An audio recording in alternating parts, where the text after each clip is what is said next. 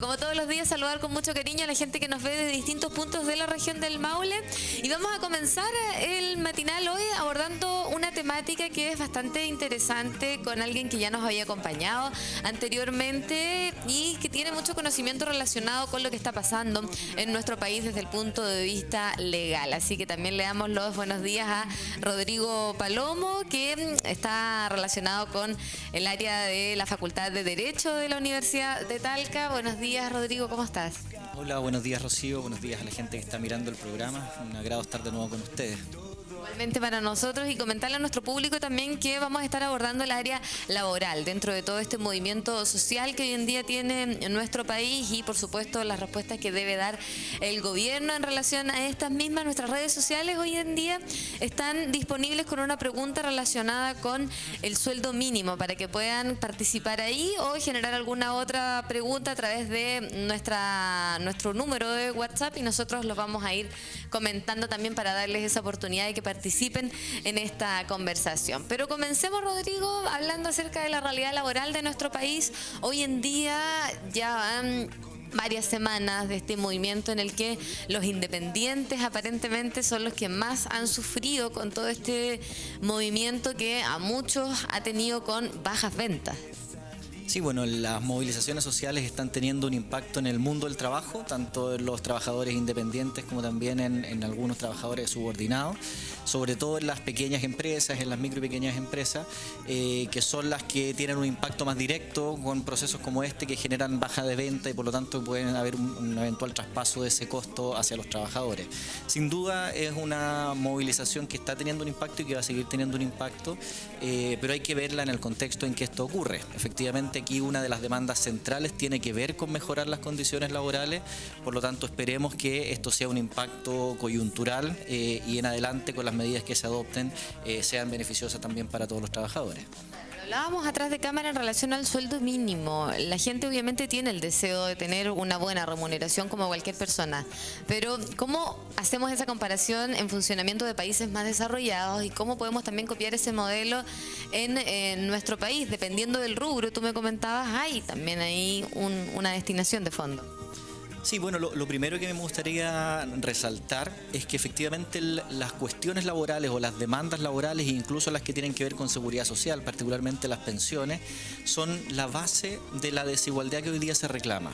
O sea, si uno piensa en la institucionalidad laboral, en las normas laborales que tenemos, son el origen de la desigualdad, ¿verdad? Los ingresos, que es lo que nos afecta a todos, es el origen de esta demanda social que hoy día tenemos. Y eso tiene que ver entonces con una demanda urgente de modificación de este sistema.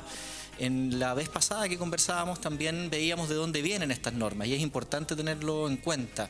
Las normas que hoy día tenemos son básicamente las normas del plan laboral, un plan que se instauró en el año 80 en el régimen de la dictadura, por lo tanto no se consultó con la ciudadanía ni hubo una discusión respecto de esas normas, y lo que instalan en definitiva es un modelo rígido de relaciones laborales donde el Estado controla mucho, ¿verdad?, esa forma en que se reparte la torta en el mundo del trabajo. Y en esa lógica también tenemos hoy día la definición del ingreso mínimo. Como en pocos países, en Chile el ingreso mínimo se define por ley. Es la ley, ¿verdad?, el Congreso, a través de una discusión que mantienen allí con una propuesta del Ejecutivo, la que determina para un periodo de tiempo cuánto va a ser esa cantidad mínima que debe recibir el trabajador por sueldo, que llega a un porcentaje de trabajadores, no abarca al sector público ni tampoco llega a los independientes, es solo para los trabajadores dependientes del sector privado. Y se define entonces por ley, pero además se define con otro carácter que es bien especial, que es único. Es el mismo ingreso mínimo para cualquier trabajo, para en cualquier rama de la producción o de la economía. Y eso hace que sea desigual, ¿verdad?, porque no todos los trabajos tienen asociado un mismo valor, y eso impide también que haya flexibilidad para poder adaptarse y mejorar esa condición. O sea, no es lo mismo trabajar en agricultura que trabajar en el retail. Exactamente, y además anula el poder de negociación que tiene cada uno de los sectores. El único que se sienta a una mesa cuando se discute el ingreso mínimo, la reforma del ingreso mínimo, es la Central Unitaria de Trabajadores, ¿verdad? Por lo tanto, no hay una representación variopinta de las distintas realidades de los sectores, y no es lo mismo entonces que yo suba hoy día, por ejemplo, el ingreso mínimo a 500.000 pesos o que el Estado suba el ingreso mínimo a 500.000 pesos para un sector y el impacto que puede tener esa subida también para otro sector más débil, ¿verdad?, o que tenga más carencia. Y con los anuncios del presidente Sebastián Piñera y con lo que ya anteriormente, que surgiera toda esta movilización, estaba estipulado para que surgiera el aumento. ¿Cómo lo podemos explicar también de manera más gráfica y dentro de la conformidad o no que le puede generar a la ciudadanía este anuncio? Bueno, una de las medidas de esta primera batería de reformas o de acciones en la agenda social tiene que ver con el ingreso mínimo garantizado, que en realidad lo que hace es suplir una brecha que hay entre 301.000 pesos, que es hoy día el ingreso mínimo mensual legal, hasta 350.000 pesos, que es la propuesta que plantea el gobierno, e ir subiéndola escalonadamente dependiendo de lo cerca o lejos que esté ese trabajador de los 350.000. También para impedir que los empleadores se confíen, digamos, en este aporte o en este subsidio estatal y bajen todas las remuneraciones a 301.000 para que sea el Estado el que complete la brecha. El problema de esa fórmula, primero, es que saca los recursos del Estado, está canalizando o focalizando todas las medidas en el aparato público, por lo tanto en gastar más dinero de las arcas fiscales, sin un impacto real en las empresas. Las empresas en este caso no están teniendo un esfuerzo extra para poder completar ese monto. Entonces eso ya es una distorsión económica, ¿verdad? Que se genera la lógica de subsidios para alcanzar esa idea. Una propuesta que podría ser, a mi modo de ver, mucho más efectiva para lograr un mejor ingreso mínimo, un mejor salario mínimo garantizado, tiene que ver con establecer fórmulas de negociación por área de esa remuneración. Es decir, que haya efectivamente una posibilidad de negociar por sector económico cuál es esa remuneración dependiendo, ¿verdad?, de la temporalidad que quiera asignarse. Claro, y dependiendo de la empresa, un súper buen punto. Yo creo que todos lo compartimos y se entiende súper fácil. Ahora, ¿por qué en general el gobierno, las autoridades no evalúan todo este tipo de situaciones, siendo que tienen un conocimiento vasto, una experiencia súper grande, un título detrás, que son profesionales, sumémosle a eso, que han viajado, conocen el mundo, los países desarrollados? Entonces ahí uno se pregunta ¿por qué? O sea, yo creo que no es que no lo evalúen, yo creo que lo tienen perfectamente claro. El tema es de nuevo político. Aquí lo que se quiere es negar o mantener anulado la fuerza sindical. No se quiere que los sindicatos negocien más de lo que hoy día negocian. Y eso está encostrado en nuestro Código del Trabajo. Nuestro Código del Trabajo tiene una negociación colectiva por empresas, es decir, cada empresa negocia su realidad y eso hace que quienes negocian por los trabajadores en cada empresa tengan un mínimo poder, porque son pequeños sindicatos, sindicatitos le dicen, ¿verdad?, que se tienen que sentar a negociar con una empresa donde muchas veces lo único que logran es mantener lo que ya habían negociado la vez anterior, sin un aumento real en esas remuneraciones y con el desgaste que tiene eventualmente enfrentar una huelga. Estamos aquí al frente del Colegio Integrado, lo conoce muy bien, ¿verdad?, que ha tenido una huelga muy fuerte y lo que logran conseguir después de esos desgastadores procesos de movilización es muy poco. Y eso es porque tenemos actores sociales, particularmente sindicatos, que no tienen poder. Y no tienen poder no porque ellos no quieran, sino porque la ley no les deja tener poder.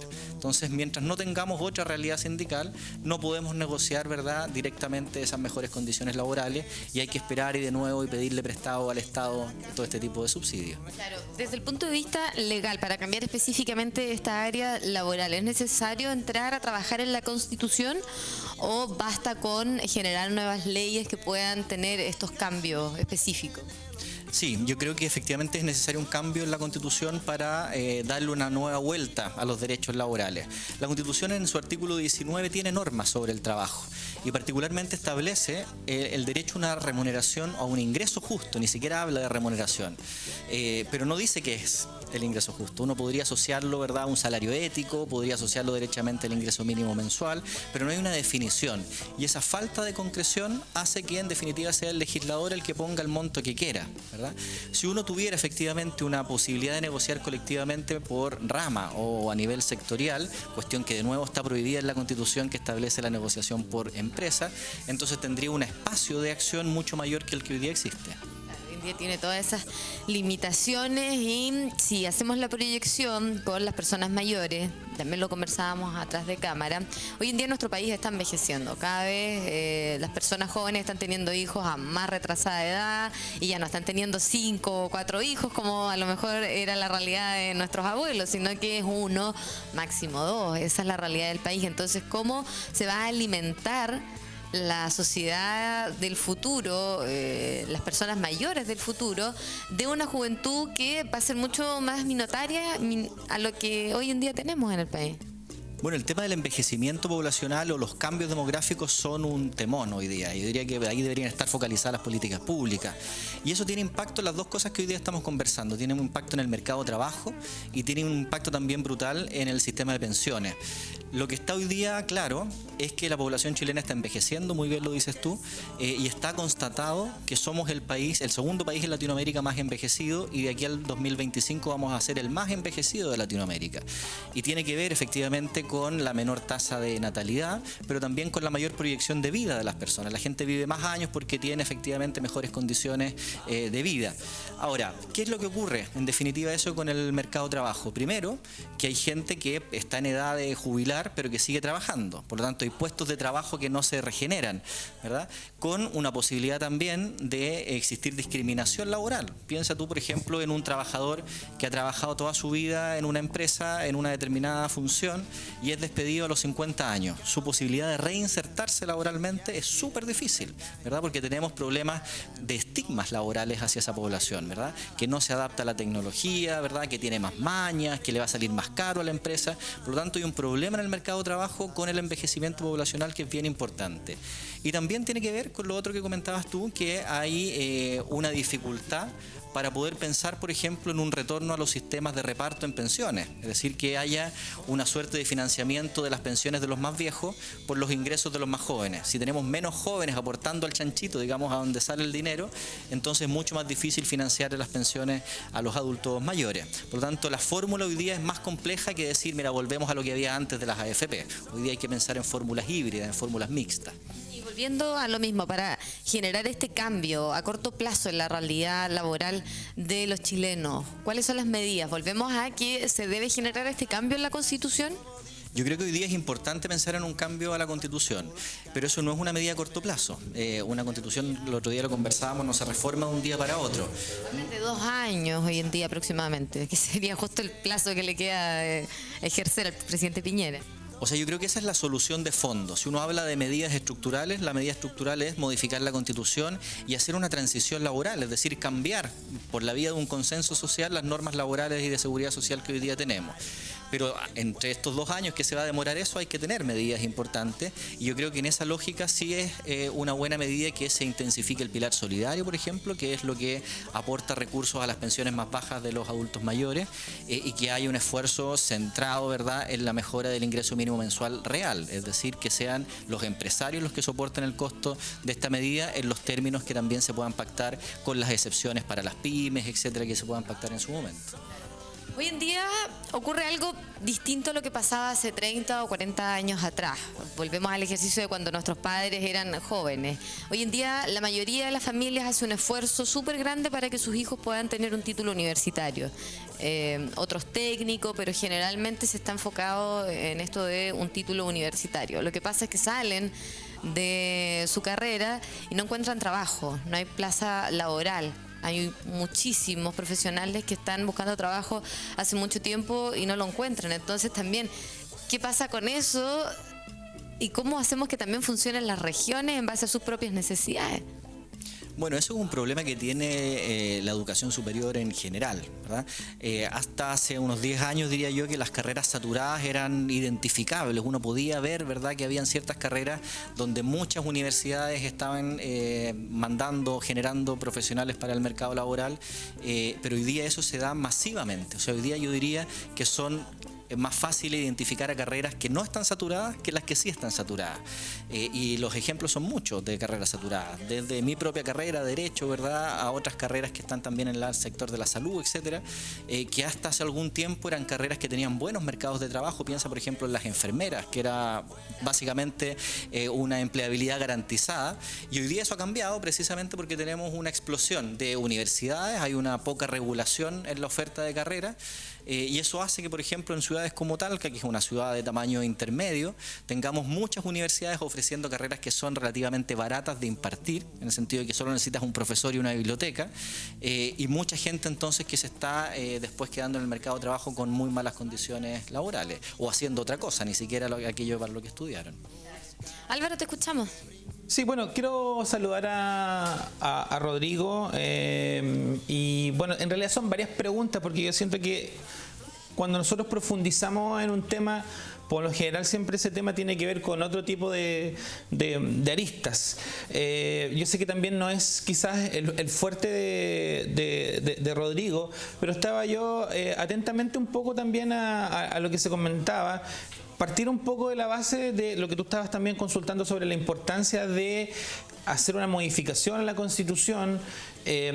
¿Qué tan positivo puede ser eso? Porque hay sectores que dicen que en realidad no habría que modificarla, está bien así, solo falta otro tipo de regulación. Por ahí también en temas laborales se tocaba el tema del sindicalismo. ¿El sindicalismo tendrá algún tipo de estigma que a lo mejor es una buena herramienta, una mala herramienta? ¿Qué tan importante es un poco fortalecer legalmente el desarrollo de las pymes? Porque siento que efectivamente las pymes son una fuente importante laboral, pero tienen muy pocas herramientas al momento de consolidar una empresa. Hablamos de una cantidad enorme de pymes, pero siempre están al 3 y al 4. Hablo en términos súper sencillos, que realmente no tienen recursos efectivamente para poder avanzar, para poder contratar más personal, para tecnificarse. Entonces hay un sinfín de cosas. La pregunta tiene que ver con, necesitamos, Rodrigo, necesariamente una mayor legalización probablemente en estructura laboral para que se entienda un poco los verdaderos derechos y deberes de los trabajadores, de los empresarios, y así efectivamente en ese marco legal más establecido determinar un desarrollo más estable y más concreto para el chileno. Bueno, yo creo que sí. Hay varias preguntas en lo que tú comentas. La primera tiene que ver con la necesidad o no de una modificación constitucional o de una nueva constitución derechamente. Yo creo sentidamente que es necesaria y casi indispensable para hoy día solucionar los problemas que están planteándose en el mundo social, que exista esa modificación constitucional o derechamente la nueva constitución. Y lo planteo por una cuestión práctica. Las reformas laborales que se han planteado en el último tiempo, las que han tenido alguna intensidad en el sentido de mejorar verdaderamente los derechos laborales, han ido a parar al Tribunal Constitucional porque parlamentarios han alegado su inconstitucionalidad, es decir, que están en contra de lo que hoy día plantea la Constitución. Y así ocurrió, por ejemplo, con la reforma laboral de la presidenta Bachelet en su segundo periodo, que se planteó entonces ahí una inconstitucionalidad de la titularidad sindical y que tuvo su efecto después en que ciertas normas se anularan, que no pudieran ser ley. Lo mismo ha ocurrido, ¿verdad?, con otras cuestiones que se han ido planteando como reformas al modelo de subcontratación y que se llega después al Tribunal Constitucional y que dice esto va en contra de la Constitución, por lo tanto no podemos mejorar por la vía legal estas cuestiones. Por lo tanto, hoy día la Constitución es una traba para la mejora de los derechos laborales y eso está comprobado en una serie de sentencias del Tribunal Constitucional que va en ese sentido. Ahora, yo también creo efectivamente que esta fórmula o estas fórmulas que tiene el modelo laboral chileno de regulación lineal, es decir, de establecer las mismas exigencias para todas las empresas, es una cuestión que atenta contra las pymes. El otro día también comentábamos que nuestro tejido empresarial está fundamentalmente ahí, es decir, más de la mitad de los trabajadores trabajan en una pequeña o mediana empresa. Por lo tanto, la cantidad de trabajadores que se ven afectos a lo que pueda regularse en este sector es muy importante. Y en eso yo comparto absolutamente que ahí es donde debe estar la flexibilidad. Es decir, uno debería pensar un ingreso mínimo mensual graduado, ¿verdad?, o con la posibilidad de excepciones para este tipo de empresas que no pueden alcanzar un estándar que le ponga la ley, ¿verdad? Pero eso se logra con un sindicalismo que es efectivo, un sindicalismo que efectivamente puede en cada realidad, en cada sector, poder tomar decisiones o poder negociar decisiones que son para esa particularidad o para esa parcela específica de la economía.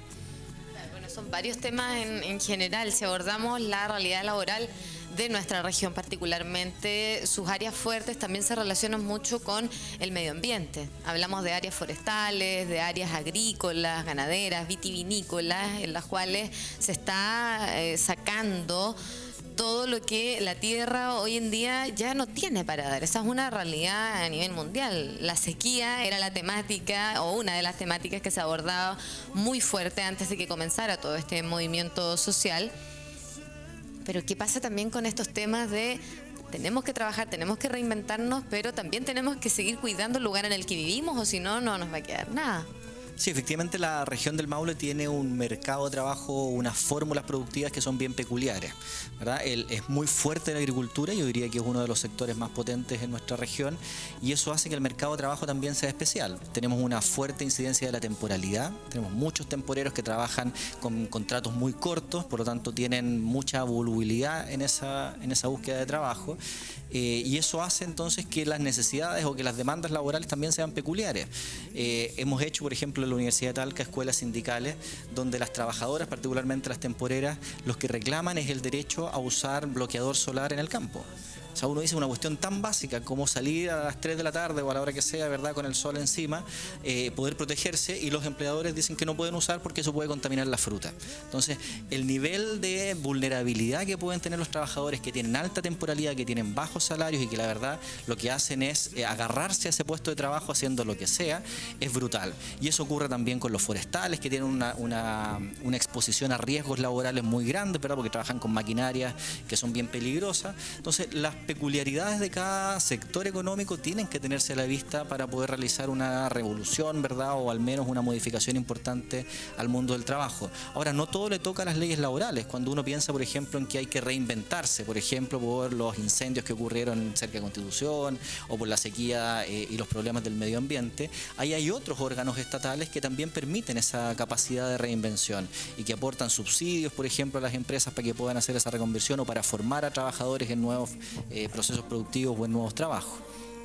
Bueno, estamos conversando con Rodrigo Palomo de la Facultad de Derecho de la Universidad de Talca. Volver a recalcar que tenemos una encuesta en nuestras redes sociales relacionada con el sueldo mínimo de nuestro país. Hemos abordado esta temática en esta entrevista y dentro de la realidad, Rodrigo, de la inversión. Hablemos de 300.000 pesos, 301.000 pesos en general para las personas de un grupo familiar.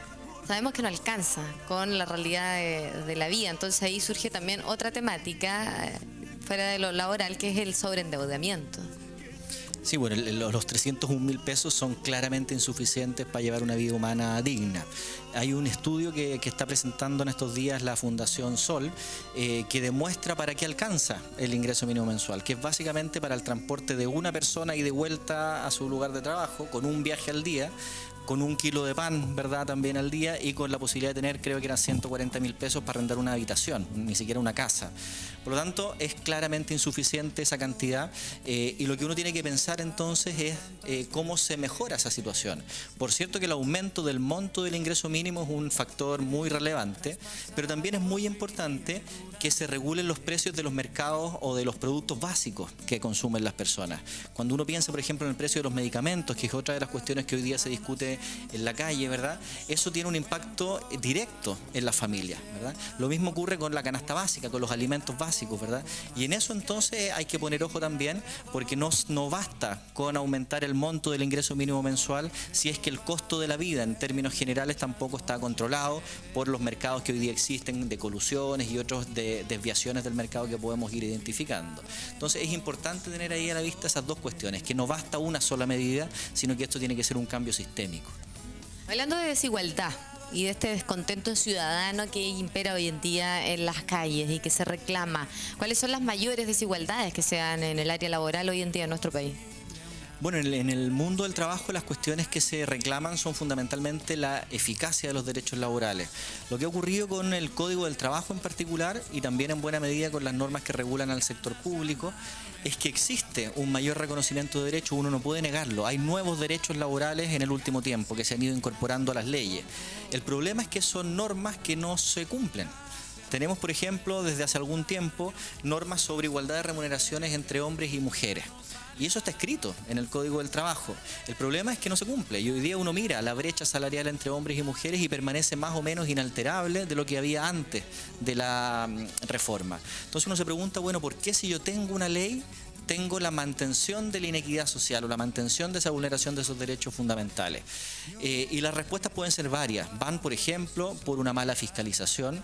La Dirección del Trabajo no da abasto para fiscalizar a todas las empresas, pero sobre todo por una poca consecuencia al incumplimiento. A las empresas muchas veces les conviene más incumplir y pagar una multa que derechamente cumplir los derechos laborales.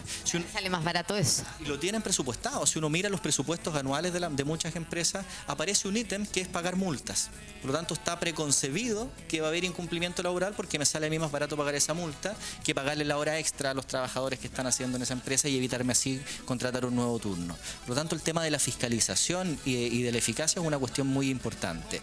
Y la otra tiene que ver con la temporalidad en el empleo. Todos los derechos, por ejemplo, asociados a indemnizaciones por término de contrato, por despido, están asociados a ciertos tipos de contrato que son fundamentalmente los indefinidos, los que no tienen un plazo de término. Pero esos son excepcionales en Chile. La mayor parte de los contratos de trabajo en Chile son por un tiempo determinado, por un plazo determinado, que termina ese plazo y ese trabajador se va a la calle sin ninguna indemnización. Entonces hay una inestabilidad laboral que hoy día también es muy importante tener a la vista en este repensar las normas del trabajo. Y yo agregaría por último el tema de los derechos fundamentales, vulneraciones que son, que hoy día uno podría decir, bueno, eso no ocurre, pero pasan, que tienen que ver, por ejemplo, con situaciones de mobbing, de acoso laboral, de acoso sexual en el trabajo, que han ido acrecentándose en el tiempo y que los instrumentos que tenemos han demostrado no ser lo suficientemente buenos. Bueno, tenemos mucho trabajo por delante en el área de trabajo, pero me gustaría también que pudiésemos de manera explicativa comentar estos términos que hoy en día circulan en la ciudadanía, como por ejemplo las asambleas constituyentes, asambleas ciudadanas. ¿Cuál es la definición propiamente tal de estas reuniones? Desde el punto de vista legal y también de estas reuniones que se dan de manera autoconvocada en la ciudadanía. Bueno, lo que hoy día estamos viendo es una demanda, una reivindicación de la ciudadanía de mayor democracia directa. Hay una suerte de cansancio a la democracia representativa, que es la que está representada por los políticos, es decir, ir con mi voto y pedirle a otra persona que me represente frente a los poderes públicos. Hoy día lo que demanda la gente es una mayor participación directa, es decir, quiere estar involucrada en los procesos de discusión de estas reformas que hoy día estamos defendiendo en la calle. Entonces, ¿qué es lo que ocurre? Básicamente lo que hoy día tenemos son cabildos autoconvocados por muchas instituciones, ¿verdad? La Universidad de Talca ha convocado a algunos a través de sus federaciones, organizaciones sociales que están convocando a diario este tipo de conversaciones, y la verdad es que esas no tienen una expresión legal, no están definidas en ninguna parte, sino que son la expresión del derecho de reunión. Los ciudadanos pueden reunirse y pueden conversar de lo que quieran cuando quieran. Y eso es lo que está ocurriendo hoy día con estas asambleas o cabildos autoconvocados. Pero en base a sus conclusiones no se llega más allá desde el punto de vista legal, desde el punto de vista también del gobierno, se sigue a la espera de muchas respuestas y hay una sensación de todas estas reuniones que están surgiendo en distintos puntos del país, las conclusiones a las que se lleguen, cómo suben y cómo llegan a oídos formalmente de estas autoridades. Claro, como los cabildos como estas asambleas autoconvocadas son tan variopintas, son tan diversas, y las convocatorias son muy distintas también, la gente que va también es muy diversa, entonces no siempre las conclusiones son muy precisas, ¿verdad? A veces ni siquiera existe un documento consolidado de qué es lo que se trató en esas reuniones. Lo que está ocurriendo es que se está tratando de consolidar esto para poder priorizar demandas. Hubo un ejercicio, por ejemplo, que le denominaron Chilecracia, donde ubicaban las distintas prioridades de la gente, 90 prioridades, para decir, bueno, ¿por dónde partimos? Porque hoy día las cuestiones que se están demandando son muchas y por algún lado hay que partir, sobre todo pensando en que la plata no da para todo, o sea, no se puede hacer todo en el mismo tiempo hoy día instantáneamente. Por lo tanto, hoy día lo que se está haciendo, lo que se está tratando de hacer es de priorizar todas estas cuestiones que están saliendo de estas asambleas. Una cuestión distinta es la otra que tú comentas, que es la asamblea constituyente. Esa asamblea tiene un propósito específico que es repensar la Constitución. Y se llama asamblea constituyente porque está pensando en el poder constituyente. El poder constituyente es el que puede cambiar o el que puede crear una Constitución.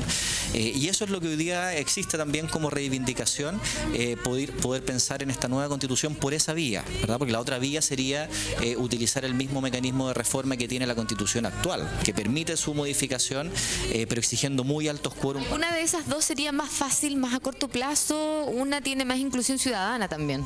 Ninguna de las dos fórmulas es fácil. La fórmula que contempla la Constitución es muy difícil porque exige que casi todos estén de acuerdo en el Congreso. Y lo podemos ver que eso es casi una utopía.